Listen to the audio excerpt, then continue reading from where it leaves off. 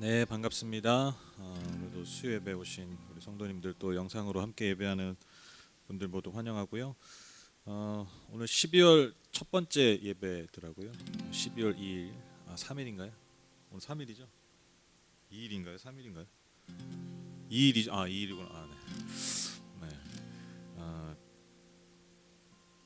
네. 올 한 해 돌아보면 우리가 뭐 정말 많은 이야기들을 할 수 있겠죠. 어느 해보다 참 많은 이야기들이 있고 또 여러 가지 감정들이 아마 정말 많았던 그런 한 해가 아닌가. 그래서 참 저는 그 개인적으로 좀 기대되는 게 뭐냐면 우리가 장차 많은 시간이 흐른 후에 상당히 많은 시간이 흐른 후에 우리가 이 2020년을 어떻게 기억하고 되새길까, 그리고 2020년의 의미가 무엇일 거라고 생각해 볼 때 좀 기대가 돼요. 그리고 원하는 거는 기대가 좀 됐으면 좋겠어요. 참 그때 우리가 참 힘들고 어려웠고 여러 가지 일들이 있었지만 참 우리의 삶에 너무나 중요한 의미가 있었다. 우리가 참 연약해지고 참 어떻게 보면 움츠러들고 보잘것없는 그런 모습들이었지만 오히려 우리가 그 안에서 더 깊은 하나님의 은혜와 더 놀라운 하나님의 섭리를 우리가 알고 배웠고 깨달았다. 그래서 지금의 우리의 모습이 있다. 그렇게 고백할 수 있는 그런 시간으로 좀 기억됐으면 좋겠습니다. 그런 마음으로 뭐 확진자는 계속해서 쏟아져 나오고 있지만 우리가 그런 예배자의 마음으로, 기대하는 마음, 소망하는 마음으로 우리가 함께 예배하고 찬양했으면 좋겠습니다. 같이 찬양하실까요?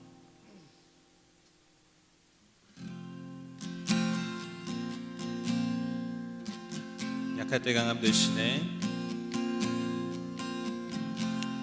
약할 때 강함 되시네. 나의 보배가 되신 주 나의 모든 것.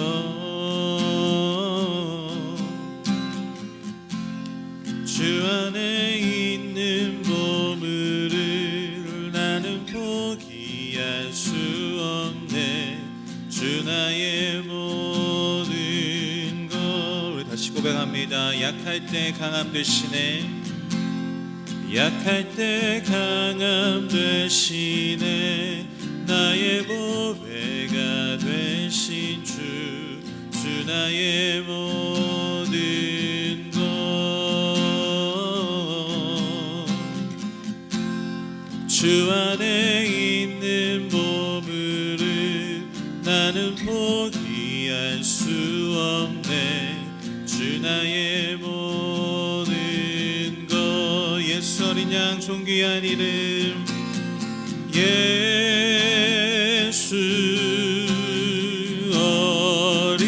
어린 양 존귀한 이름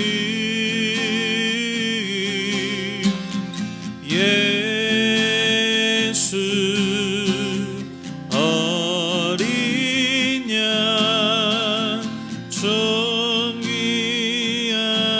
이름. 십자가 죄 사셨네. 십자가 죄 사하셨네.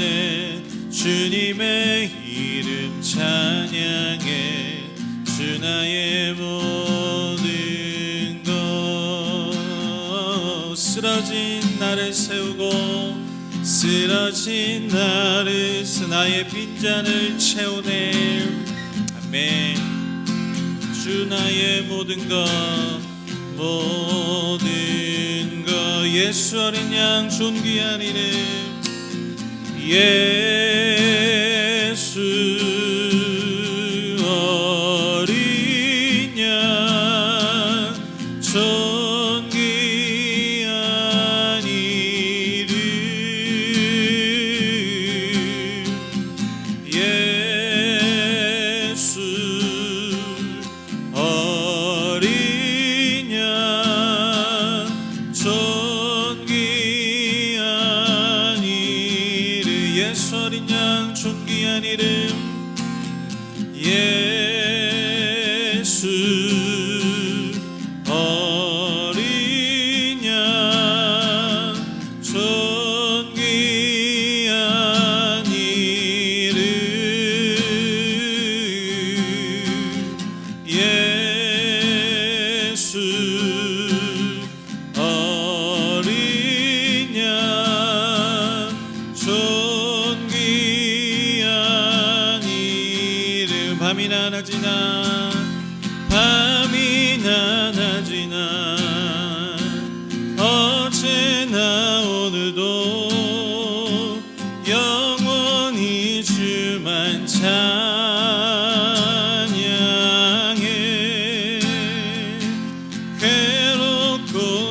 슬플 때 낭망하여 넘어져도 언제나 주만 찬양한 밤이나 낮이나 밤이나 낮이나 어제나 오늘도 영원히 주만 찬양해.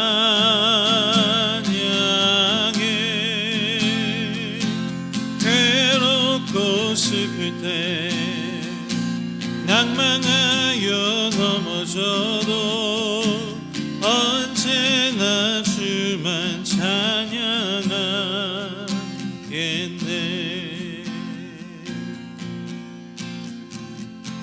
나의 소망 되신 주, 나의 소망 되신 주,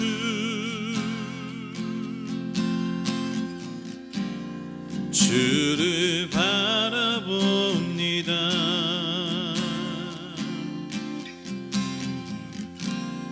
다시 오실 나의 왕 예수, 주를 기다립니다. 우리 다시 고백합니다. 나의 소망 되신 주, 나의 소망 되신 주,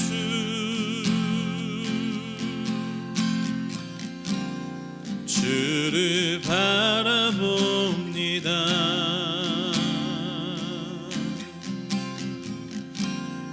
다시 오실 나의 왕 예수,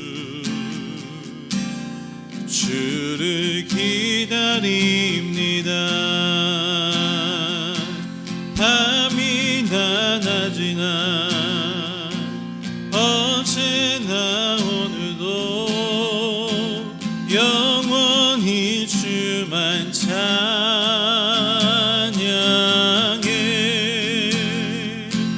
괴롭고 슬플 때 낭망하여 넘어져도 언제나 주만 찬양하겠네. 밤이나 낮이나 밤이나 낮이나 어제나 오늘도 영원히 주만 찬양해.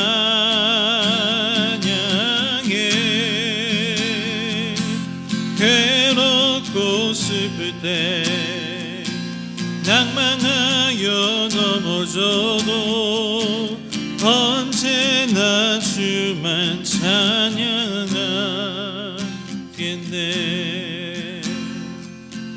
밤이나 낮이나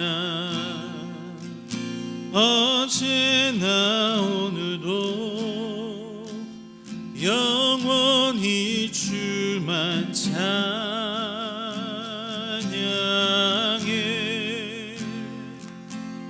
괴롭고 슬플 때 낭망하여 넘어져도 언제나 주만 찬양하겠네.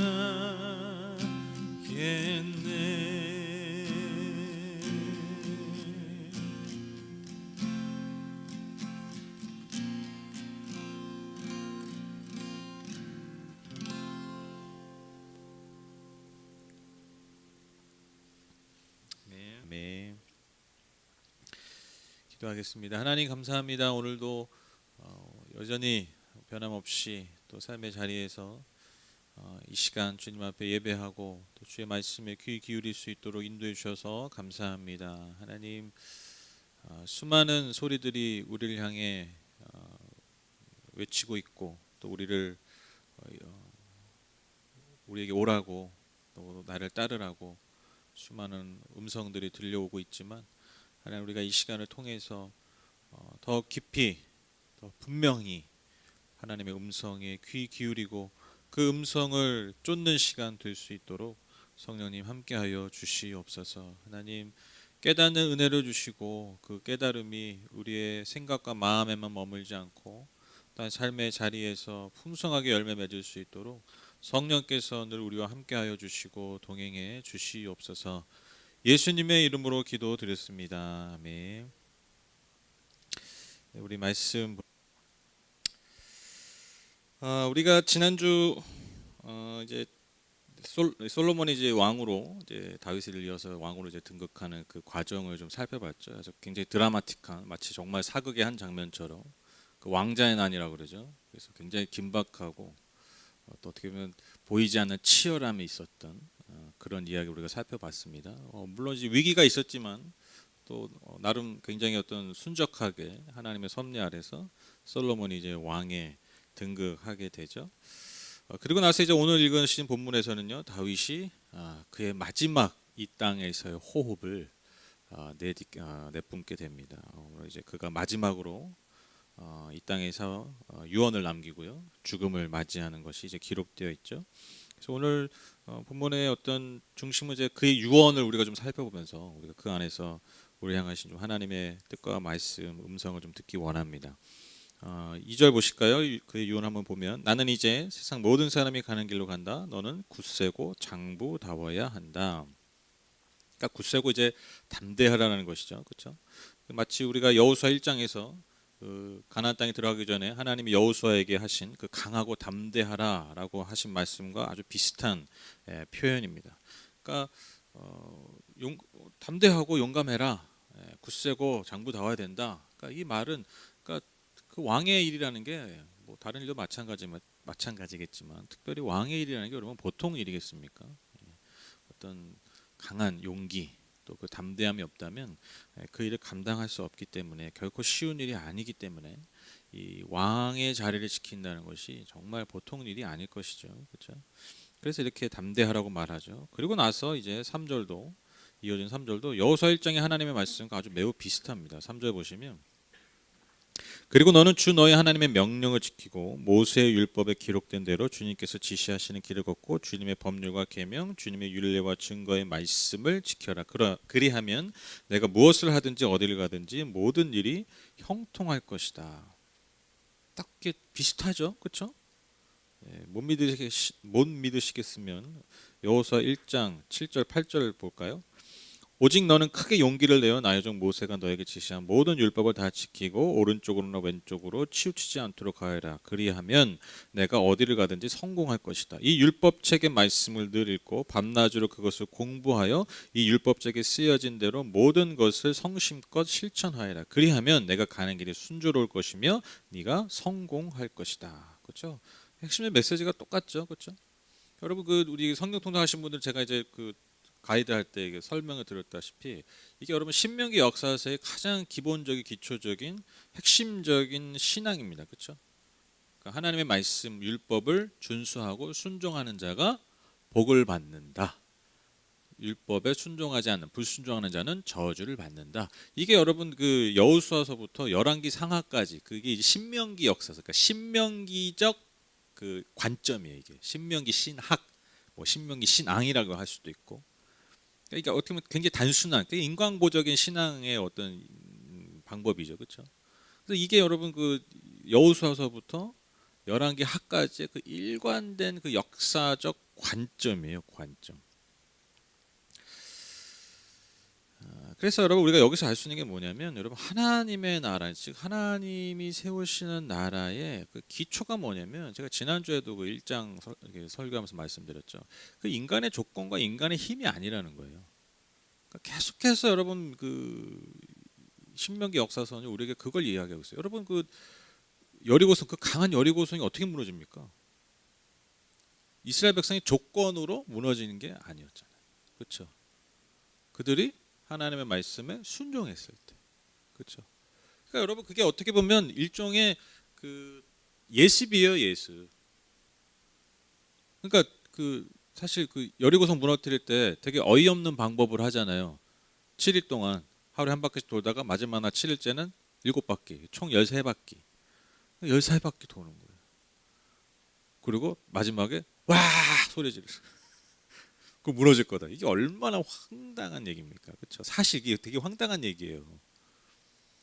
근데 정말 하나님이 시키신 대로 내가 하니까 우리가 하니까 정말 그 가나안 땅의 그 견고한 여리고성이 무너지는 것을 그들이 본 거죠. 그렇죠? 이게 학습한 거예요. 아, 진짜 우리가 이 가나안 땅에 들어와서 살면 정착해서 살면 정말 하나님의 말씀에 주신 그 율법에 우리가 순종해야겠구나. 그러면 정말 잘 되겠구나. 그러니까 이게 여러분 처음부터 끝까지. 그리고 여러분 이제 우리가 왕의 이야기들 이제 남유다와 북이스라엘 왕의 수많은 이야기들을 이제 보게 될 텐데 그 기준이 뭐예요? 그 왕에 대한 평가가 뭡니까? 뭐 오늘날처럼 뭐 경제 회복입니까? 뭐 코로나 대응입니까? 여러 가지 뭐 조건들 있잖아요. 그 지도자를 평가하는. 근데 여러분 이 역사서가 구약의 역사서 신명기 역사가 우리에게 제시하는 절대적 기준이 뭡니까? 하나님의 말씀에 합한 사람이었는가? 순종한 자였는가? 그것을 실현하는 그러한 왕이었는가? 이게 가장 핵심적인 거예요. 근데 그게 하나님의 나라라는 거예요. 그게 하나님의 나라. 하나님의 뜻. 그러니까 이게 굉장히 중요한 거예요. 그러니까 이게 왜 중요하냐면 여러분 하나님의 나라는요. 그냥 하나님의 말씀에 기계적으로 잘 순종하는 거, 율법적으로 순종하는 거. 이게 아니라 여러분 율법의 핵심이 뭐예요? 하나님을 사랑하고 이웃을 사랑하는 거잖아요. 공의를 실천하고 정의를 실현하는 거잖아요. 그렇죠? 그 가난한 자들이 없고 가난한 자가 있다 할지라도 그들이 더 이상 괴롭고 힘든 인생을 살지 않도록 돌봐주는 것, 이게 하나님의 나라잖아요. 그렇죠? 이게 율법에 순종하는 결과예요. 그러니까 율법을 막 잘 지키는 사람들이 모인 곳. 그러니까 그런 나라가 그런 인간들이 모이니까 이제 바리새인들 같은 집단들이 생기는 거잖아요. 그게 아니라 정말 하나님의 마음을 알고 그것을 실천하고 그래서 정말 하나님을 사랑하는, 하나님을 정말 기쁘게 예배하는, 교제하는 풍성한 교제가 있는 나라. 그래서 그 교제의 힘으로, 그 사랑으로, 그 헤세드의 능력으로 그 헤세드가 많은 백성들에게, 특별히 가난하고 소외되고 연약한 영혼들에게, 인간들에게 그것이 흘러가는. 이게 얼마나 아름다워. 이게 당연한 거라는 거죠. 이게 하나님의 나라라는 거예요. 인간의 조건, 인간의 힘이 주어주면 항상 뭘 해요? 그 힘을 과시하고 그 힘으로 더 약한 자들을 억누르죠. 그게 문제라는 거예요. 그게. 다시 한번 분명하게 오늘 다윗의 유언을 통해서 솔로몬에게 그것을 전달하고 있는 거예요. 그래서 이어지는 여러분 4절은요, 그 나단 신탁 여러분 기억나시죠? 다윗 왕조가 영원할 것이다. 하나님의 그 약속에 신실할 때 다윗 왕조, 그러니까 다윗의 혈통이 그 혈통을 통한 왕국이 영원할 것이다. 이게 나단 신탁인데 그것을 다시 상기시키면서 이 왕국의 지속 여부가 곧 하나님의 약속과 그 말씀에 대한 신실함임을 솔로몬에게 다시 일깨우고 있습니다. 그러니까 이게 다윗이 솔로몬에게 마지막으로 당부한 가장 중요한 메시지예요. 강하고 담대해라. 그런데 핵심이 뭐예요? 하나님의 말씀에 온전히 순종해라. 그 약속 앞에 신실해라. 그리고 나서 이제 여러분 5절부터요. 다윗이 좀 이렇게 구체적인 당부를 몇 가지를 합니다. 그런데 이제 크게 세 가지 당부를 하는데 쉽게 정리하면 뭐냐면 솔로몬이 앞으로 나라를 통치할 때 방해 요소가 될 인물들을 제거하고 또한 나라를 위해서 이 나라 왕국을 위해서 헌신했던 자들에게는 보상을 하라는 거예요. 그러니까 심판과 보상 이걸 명하고 있어요. 먼저 다윗이 누구를 제거하라고 하냐면 요압 장군을 평안하게 죽게 두지 말아라라고 얘기합니다. 그러니까 처형하라는 거죠. 여러분 이유는 여러분 너무 잘 아시죠? 지금까지 여러분 사무엘 상하를 따라오신 분들은 너무 잘 아실 겁니다. 여러분 요압이 물론 다윗의 어떤 굉장히 뭐라고 그럴까요? 다윗의 어떤 전쟁이 있어서 굉장히 앞장서서 많은 전쟁에 어떤 공이 있는 사람인데 그 공보다 사실 보이지 않는 그 허점들, 그 잘못된 것들이 더 많았어요. 그렇죠? 그러니까 다윗이 뭐라고 얘기합니까? 요압 때문에 평화의 시기 때도 무고한 피를 많이 흘렸다. 그러니까 이 피가 문제, 그러니까 무고한 피를 많이 흘린 것이 문제라는 거예요. 왜냐하면 여러분 이게 당시에 어떤 이런 믿음이 있었다고 하는데요. 그게 어떤 믿음이냐면 부당하게 흘린 피는요 반드시 보복을 하는 거예요. 그러한 믿음이 있었어요. 그러니까 그 희생자의 피가 그 부당하게 흘린 그 희생자의 피가 그 살인자에게 여전히 붙어서 그 살인자가 피를 흘리기까지 그 위협이 계속된다라는 거예요. 근데 여러분 요압의 상관이 누구예요? 다윗이었잖아요. 그럼 이제 누가 되는 거예요? 솔로몬이 되는 거죠. 그러니까 그것을 요압에게서 끊어내지 않으면 결국 전체 왕국에 그 영향이 피해 원수의 어떤 그 위협이 여전히 작용할 수 있다라는 것이죠. 어떤 이런 종교적인 믿음이 있었고요. 그런데 여러분 뭐 우리가 이런 믿음이 아니어도 여러분 이미 1장에서 여러분 요압이 누구 편에 붙습니까? 아도니아 편에 붙죠. 그렇죠? 그러니까 이거 사실 반역이라고 그랬잖아요. 왜냐하면 솔로몬이 왕이 다음 왕이 될 것을 사실 대부분 다 알았어요. 근데 아도니아가 스스로 왕이 된 것처럼 왕이 될 것처럼 그러고 다녔잖아요. 근데 거기 누가 붙은 거예요? 요압이 붙은 거예요. 그러니까 지금 누구의 뜻을 사실 거스른 거예요? 다윗의 뜻을 거스른 거죠. 지금 비록 힘이 없고 무기력한 왕이지만 그것 때문에 오히려 요압과 아도니아가 다윗을 거스르는. 그러니까 어떻게 보면 다 반역죄입니다. 그러니까 죽을 수밖에 없는 그런 운명일 수밖에 없다라는 것이죠. 그러니까 여러분 요압은요 다윗의 부하일 때도 굉장히 위협적인 존재였지만 솔로몬이 이제 왕이 되면요 정말 그 목에 칼을 들이댈 사람이라는 것이죠. 죽을 수밖에 없는. 그러니까 종교적으로나 정치적으로 다윗 왕조의 가장 큰 위협 요소인 요압을 처형하라고 하는 것이죠. 그런데 반면에 또 누구에게는 보상을 하라고 그러냐면 다윗이 압살롬을 피해서 도망 다닐 때 다윗 일행에게 먹을 것 등을 제공해서 자비를 베풀었던 바르실레, 그 바르실레의 아들들에게는 큰 자비를 베풀라고 명합니다. 그래서 특별히 7절에 보면요 그들을 왕의 식탁에서 함께 먹는 식구가 되게 해라. 여러분 이게 얼마나 큰 보상이겠습니까? 그렇죠? 그러니까 왕족과 대등한 대우를 하라라는 거예요. 그러니까 바르실레에게 받았던 그 어떤 그 자비, 그 섬김을 다윗이 굉장히 인상적으로 가지고 있었던 거예요. 왜냐하면 자기가 제일 힘들 때, 내가 가장 낮아졌을 때 나를 극진히 도와준 사람이잖아요. 다 떠날 때 나를 오히려 찾아와줘서 나를 도와준 사람. 여러분 이걸 어떻게 기억하지 못해? 물론 이제 이걸 기억 못한 인간들도 있죠. 제가 얼마 전에 굉장히 여담이지만 그 열받았던 기사가 산악 구조하는 분들이 있대요. 그러면 공무원도 아니고 이렇게 뭐 그런 분들인데 산악 구조 어떤 사람이 이제 40대인가 50대인가 쓰러져가지고 이렇게 죽을 뻔했는데 구해냈다라는 거예요. 바위 어디 떨어져가지고 구해냈는데 2주 몇 주인가 있다가 연락이 와서 그 사람한테 본인한테 보통 뭐라고 전화해요? 고맙다 해야 되잖아요. 근데 뭐라고 했는지 아세요? 그때 저기 떨어지면서 저기 비싼 그 지팡이를 잃어버렸는데 그거 혹시 있냐? 고맙단 말 한마디 하나 그 얘기를 하고 전화를 끊었대. 와, 이런 인간들도 있어요. 기가 막히죠. 그러니까 이런 사람들도 있어요. 그러니까 많아, 솔직히 의외로 많아. 이 은혜를 당연하게 여기고 오히려 자기가 조금 부족한 걸 오히려 더 항상 요구하는 그런 인간들이 많습니다. 의외로 많습니다. 감사할 줄 모르는. 진짜 무슨 지어낸 얘기 같은 정말 어이없는 이야기였는데 그런 일이 있었다고 합니다. 근데 다윗 보세요, 여러분. 그걸 잊지 않는 거예요. 심지어 자기가 그 윗사람이잖아요, 왕이잖아요. 뭐 그 정도 할 수 있어, 뭐 그렇게 넘어갈 수 있는 상황인데 바르실레의 그 행위를 기억하고 반드시 보상하라. 그렇게 얘기하는 것이죠. 그리고 마지막으로 이제 한 명의 사람을 더 처형하려고 하는데 그게 누구냐면 시므이입니다. 시므이. 여러분 시므이 기억나시죠? 다윗이 압살롬 피해서 도망갈 때 그를 향해서 막 저주했던, 그와 일행을 향해서 막 저주를 퍼부었던 그 베냐민 지파, 그리고 사울의 측근이었던 사람이었죠. 그러니까 여러분 이게 뭐 베냐민 지파 사람이고 또 사울의 측근이었기 때문에 뭐 다윗을 향해서 저주를 할 수 있었겠죠. 그렇죠? 그런데 사실 이 사람은요 힘 있는 자였어요. 힘 있는 자. 누가 봐도 힘이 있는 사람. 그러니까 이게 사울의 측근이었던 사람이잖아요. 그러니까 항상 그 사울의 측근은요, 항상 이 다윗 왕국의 위험 요소예요. 그래서 이 사람을 처형해야 되는데, 어떤 제거해야 되는데 다윗이 약속을 했잖아요, 하나님 앞에서. 내가 너를 칼로 죽이지 않겠다. 그러니까 내가 그렇게 맹세했기 때문에 그를 처형할 수 없으니까 너가 처리해라. 그렇게 얘기하는 거예요. 이렇게 여러분 다윗은요 그의 유언을 통해서 가장 중요한 신앙적 당부죠.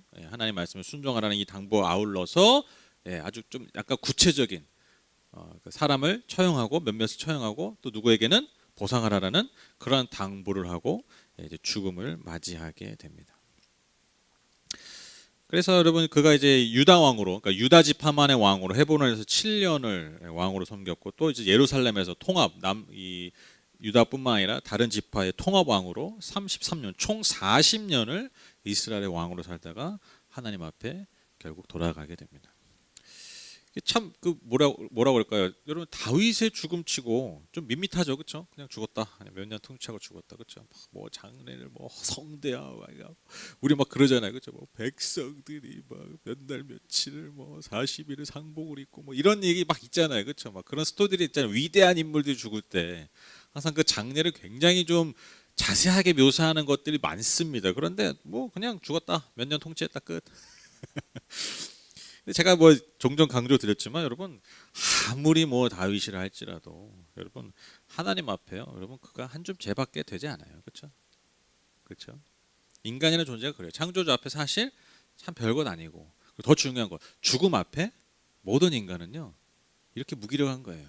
이렇게 보잘것없는 거예요. 죽음이라는 것 앞에, 죽음의 권세 앞에 인간의 모든 육체, 이 세상의 모든 육체가 이렇게 초라해질 수밖에 없어요. 그렇죠?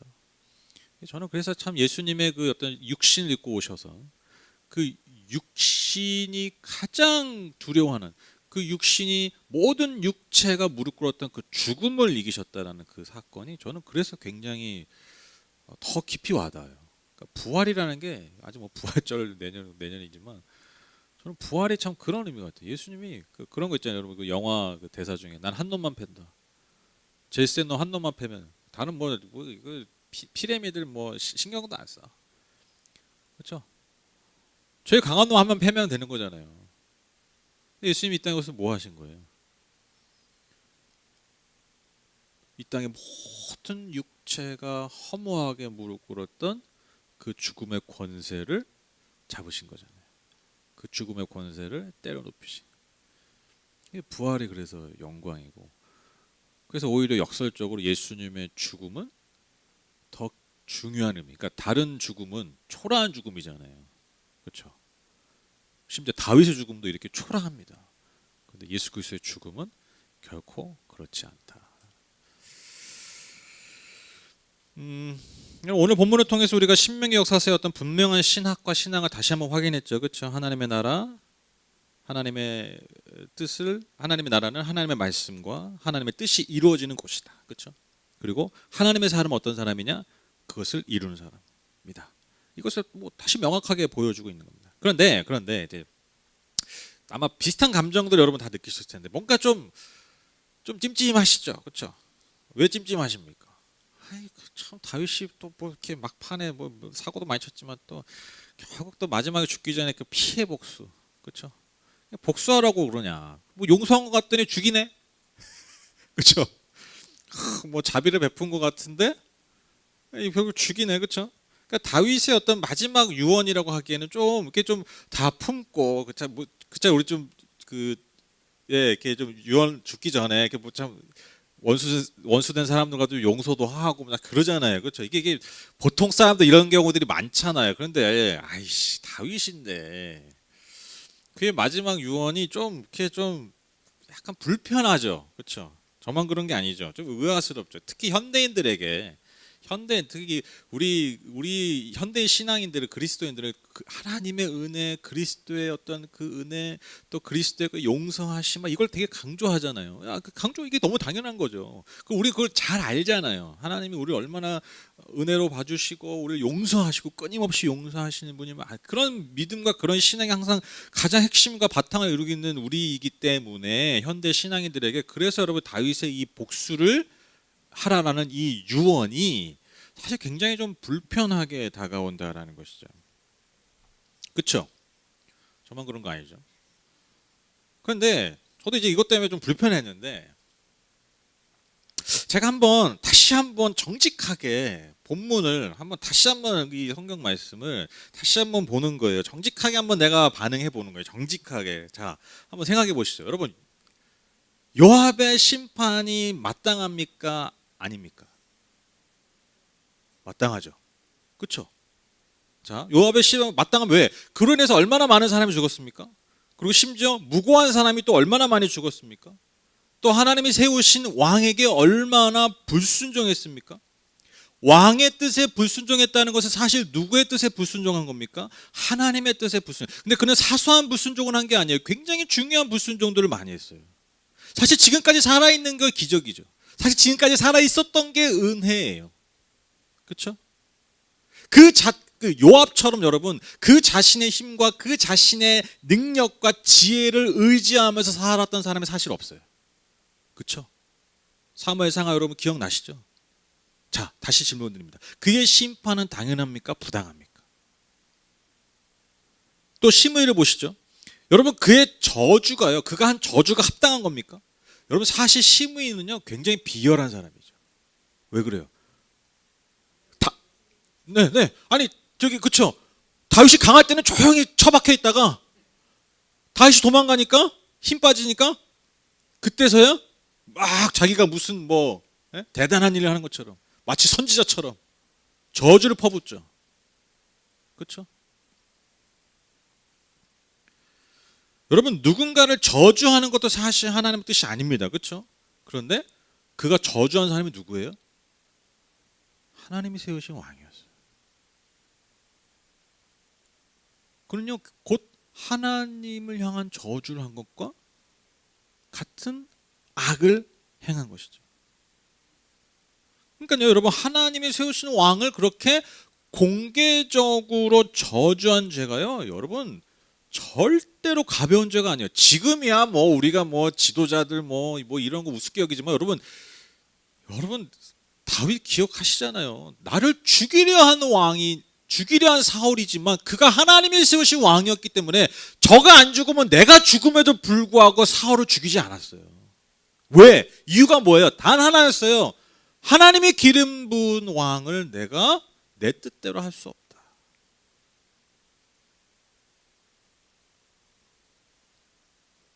근데 그 왕을 어떻게 해요? 저주. 그것도 어떻게 저주합니까? 방구석에서 저주한 게 아니라 그가 제일 약해졌을 때 공개적으로 만민 앞에서 절대로 여러분 그의 저주는요 가벼운 저주가 아니고요.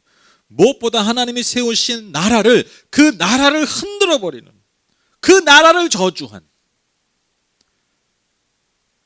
결론적으로 하나님을 향한 저주였다라는 거죠. 자, 다시 질문 드립니다. 그의 심판이 당연합니까? 부당합니까? 자, 반면에 여러분 다윗이 자비를 베푼 다윗이 보상하라고 했던 바르실레를 보시죠. 여러분 바르실레의 선행 여러분 그가요 그냥 왕에게 어느 날 자기 재산을 풀어가지고 왕을 섬긴 여러분 이 수준이 아니에요. 우리가 주목할 게 뭡니까? 그가 언제 선행하고 자비를 베풀었냐라는 거예요. 언제 했습니까? 다윗이 몰락했을 때예요. 여러분 상식적으로 생각해 보세요. 지는 해에 여러분 가까이 가면 됩니까? 안 됩니까? 그럼 어떻게 돼요? 같이 져버려요. 그렇죠? 몰락해가는 사람에게 내가 가까이 간다? 그 말은 뭐예요? 곤두박질 치는 여러분 주식에 내가 여러분 투자하면 됩니까? 안 됩니까? 있는 것도 없어지죠. 그렇죠? 그건 이 상식적인 판단이에요. 이거는 이게 중요한 거예요, 여러분. 바르실레가요 시므이처럼 왕이 잘 나갈 때 그러니까 완전 반대죠. 시므이랑 반대죠. 왕이 잘 나갈 때 섬긴 사람이 아니라 왕이 다윗이 몰락했을 때 이제 누가 봐도 야 이제 압살롬한테 끝났는 상황이에요. 사실 압살롬이 모든 걸 장악했던 시대예요. 그때 다윗을 섬긴 거예요. 내 모든 것을 풀어서 내 모든 것을 걸고.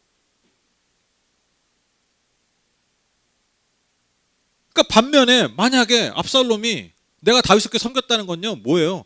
내가 압살롬에게 언제든 나뿐만 아니라 우리 집안이 다 몰락할 수 있는 그걸 그가 모르고 했을까요? 알고 한 거예요.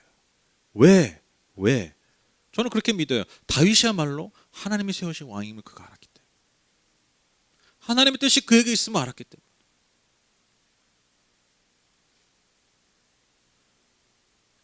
여러분 이런 사람에게 여러분 다윗이 이렇게까지 보상하는 게 잘못된 겁니까? 그렇죠. 자, 여러분 한번 생각해 보세요. 저와 여러분들이 불편함을 느꼈던 지점을 우리가 한번 정직하게 마주해 보자는 거죠. 여러분 당연한 건데요. 불편한 거예요. 이게 놀랍지 않으세요? 그렇죠? 오늘 설교 제목처럼 당연한 건데 불편하게 여기는 거예요. 이게 왜 그럴까요?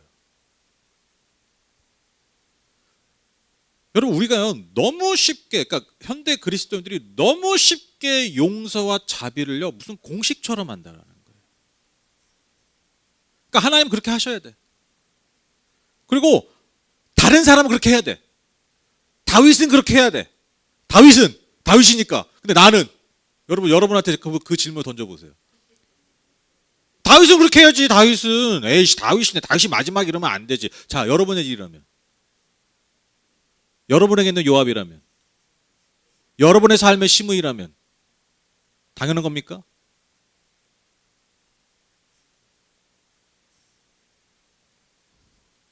아니죠. 그게 내 일이라면 아니에요. 다윗은 해야지 이러고 보고 있는 거야, 성경을. 내가 마치 다윗보다 더 훌륭한 신앙인인 것처럼 알게 모르게. 근데 막상 그게 내 일이라면 아이씨, 이미 죽었죠. 그렇죠. 이미 요압이 나한테 내 명을 거스린 날 죽었어. 시므이가 더 욕을 하기도 전에 내가 그 목을 비틀어 버렸지. 여러분, 우리가요 또 하나 하나님을 너무너무 물렁물렁하게 만들어 버렸어요. 그러니까 이게 너무 당연한 거예요. 그러니까 물렁물렁하지 않은 하나님이 나오면요 불편한 거예요. 에이, 하나님이 이러시면 안 되지 않나? 그게 누구 하나님이에요? 그 하나님을 누가 결정하고 있는 거예요 지금? 내가 불편한 거예요. 에이, 하나님이시면 다 용서해 주셔야지 이러고 보고 있는 거예요. 근데 여러분, 왜 우리가 이렇게 반응할까요? 내 죄는 인정받고 싶고 내 부당함은 당연히 심판하고 싶고, 그러니까 이걸 우린 정반대로 나에게는 적용하기 때문에. 그렇죠?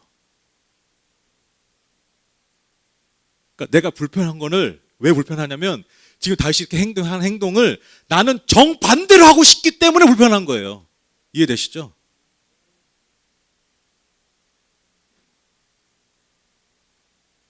이게 우리 안의 연약함이라는 거예요.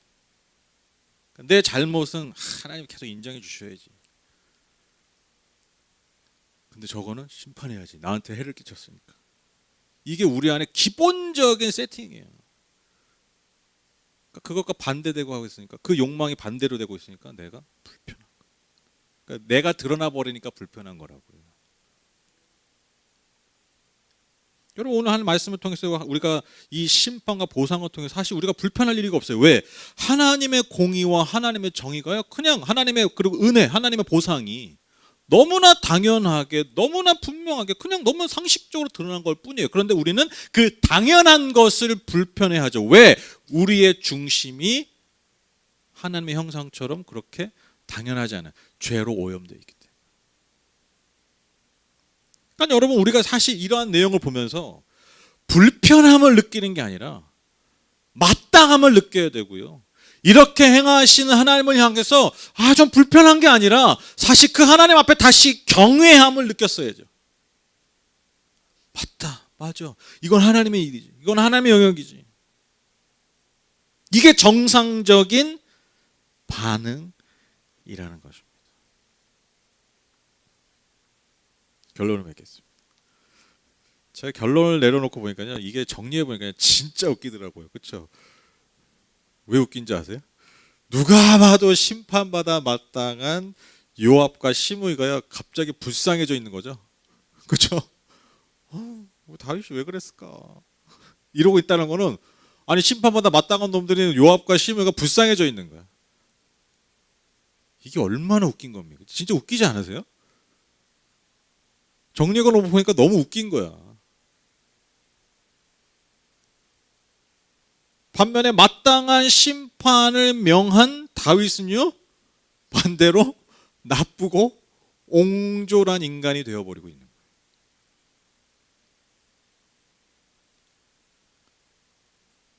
여러분, 이게 자연스러운 거잖아요. 이게 자연스러운 거잖아요. 그냥 이게 너무나.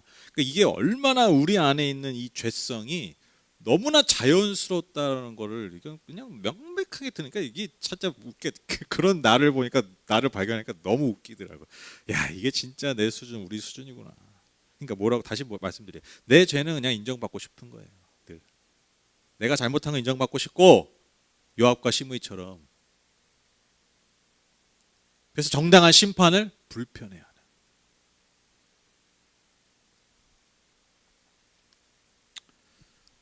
여러분 오늘 설교 제목은 당연한 것은 불편하다. 당연한 것은 불편하다.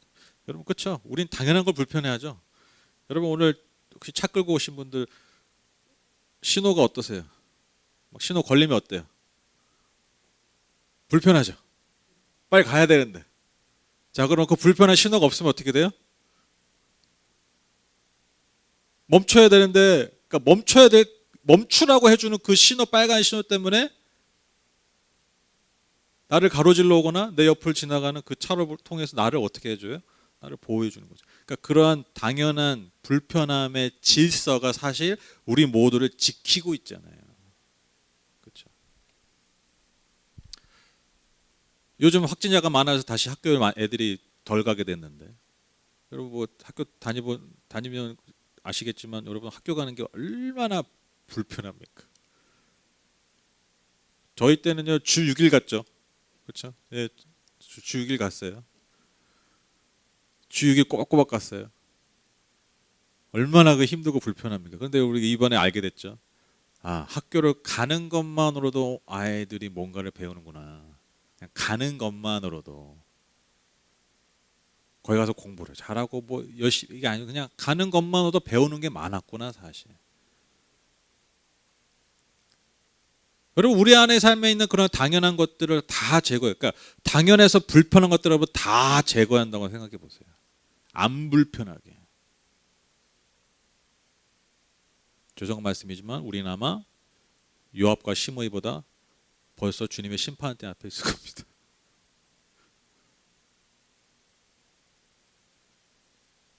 여러분 그게 우리 진짜 지키는 거죠. 지키는 거죠.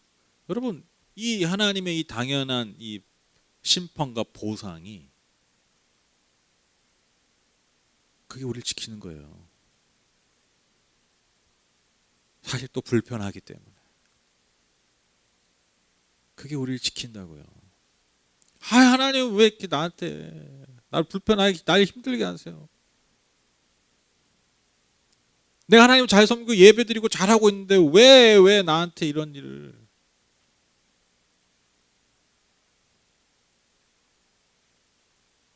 하나님 그러시면 안 되죠.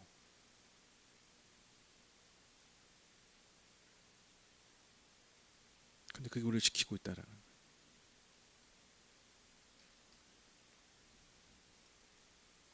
여러분 우리가 하나님 앞에 정직하게 나아가시기를 부탁을 드립니다. 우리 정직하게 나가야 돼요. 오늘 저는 오늘 진짜 이 말씀이 너무 제 개인적으로 너무 좋아요. 왜 좋은지 아세요? 내 현실을 너무 분명하게 알았어. 오늘 말씀을 통해서. 이게 인간의 연약함이라는 게 이런 거구나. 이런 거구나. 여러분 하나님 앞에 겸손하게 나아가시죠. 오늘 말씀을 통해서 우리가 불편함보다 오히려 하나님을 향한 경외함을 회복하는 시간 되셨으면 좋겠습니다. 그렇다고 여러분 오늘 뭐 이제 또 굳이 말씀드리면 오늘 본문을 통해서 뭐 나의 심판을 마치 하나님의 심판이 정당한 데 쓰지 마십시오. 그렇죠? 그러니까 뭐 내가 막 심판을 내리는데 뭐 이게 당연한 거야. 그렇죠? 야, 노 목사가 심판 당연하다. 요압 내 삶에 요압 죽어라 막 이렇게 하지 말라고요. 네, 그거는 하나님께 맡기는 거예요. 하나님께 맡기고 우린 누굴 보면 돼요. 바르실레 같은 사람을 보면 돼요. 바르실레 같은 주님, 제가 주님의 나라 그 뜻을 위해서 그 의를 위해서 여러분 하나님 앞에 그렇게 나아가겠습니다. 우리 오히려 그런 겸손함으로 또 그것이 뭐 우리의 힘으로 되겠습니까? 하나님 주님 주신 그 은혜를 힘입어서 하나님 바르실레와 같은 삶의 열매 맺기 원합니다. 이것이 당연한 삶의 열매. 그러니까 이런 삶이 당연한 것. 하나님의 나라가 흥왕해 보이든 뭐하든 하나님 기뻐하시는 일을 위해서 그렇게 순종할 수 있는 그런 바르실레와 또 바르실레의 자손과 같은 그 열매 맺기 원합니다. 우리가 이렇게 마무리했으면 좋겠어요. 당연한 것은 불편합니다. 기도하겠습니다.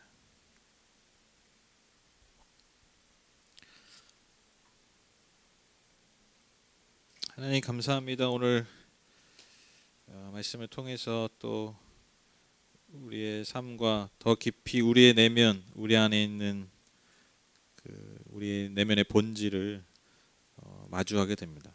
사실 이 나를 자신을 내 안의 본질을 정직하게 마주한다는 것이 하나님 사실 굉장히 불편한 일입니다. 그래서 많은 사람들이 정말 많은 사람들이 아니 사실 대부분의 사람들이 자기 자신을 정직하게 마주하는 것을 피하고 살아갑니다. 그러다 보니 늘 고통에 고난에 상처와 아픔에 쳇바퀴 같은 삶을 살 수밖에 없습니다. 내 연약함, 내 한계를 명확히 마주할 수 있어야 그것을 극복할 수 있는데 그렇지 못한 영혼들이 너무나 많습니다. 그래서 참 안타까운 일들이 우리의 삶에 너무나 많이 맺어지게 되는 것이죠. 하나님 소망하기는 우리가 말씀을 계속해서 들을 때마다 말씀을 우리가 대할 때마다 이 말씀을 통해서 나 자신을 읽어 나갈 수 있도록 주님 인도하여 주시옵소서. 내가 말씀을 읽고 듣는 것이 아니라 그 하나님의 말씀이 나를 새롭게 읽어내고 그래서 나를 새롭게 깨닫는 그래서 그 연약한 나를 주님 앞에 올려드림으로써 주님의 손길로 치유하고 회복되는 그런 은혜가 우리의 삶 가운데 풍성하게 나타날 수 있도록 주님 역사하여 주시옵소서. 하나님 당연한 것은 불편한 것임을 인정하고 정직하게 주님 앞에 서게 하시고 그 주님 앞에 늘 경외함으로 겸손함으로 나아갈 수 있는 우리 모든 성도님들 다 되게 하셔서 바르실레와 그 자손의 복이 우리의 삶 가운데 풍성하게 열매 맺을 수 있도록 축복하여 주시옵소서. 하나님 오늘도 주신 은혜 감사해서 예물을 드립니다. 마음을 담아서 뜻을 담아서 드리오니 기쁘게 흠양하여 주시옵소서. 그리고 드린 손길과 삶의 모든 영역 가운데 주님만이 주실 수 있는 은혜와 복으로 넘치도록 채워 주시옵소서. 예수님의 이름으로 기도드렸습니다. 아멘. 우리 주기도문